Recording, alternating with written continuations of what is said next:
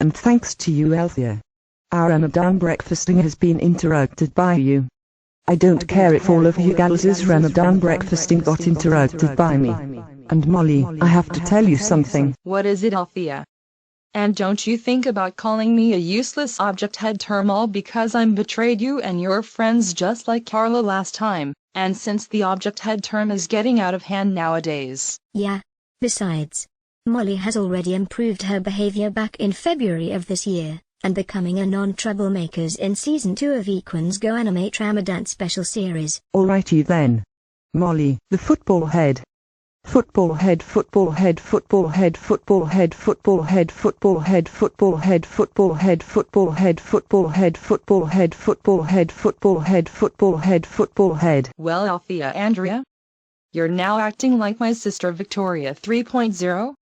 How could you spam calling me the useless object head term all just because I'm already betrayed you and your friends, and leaving my troublemaking gang for the rest of my entire life for good for a good reason back in February of this year? I'm calling your parents for interrupting us while eating the Ramadan breakfasting food, and spam calling Molly Peterson a useless object head term instead of calling Molly Peterson Mrs. Molly all because of Molly already betrayed you and your friends and left her troublemaking gang for the rest of her entire life for a good reason.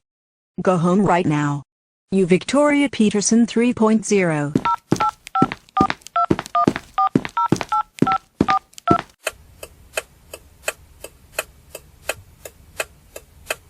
Just wow. Really now, Althea. Words cannot describe of what you did. You've just interrupted the girls while the girls are eating the Ramadan breakfasting food.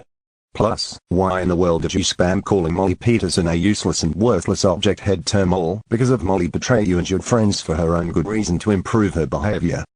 For this, you're grounded until tonight's Tarawih prayer, which is started after Isha prayer.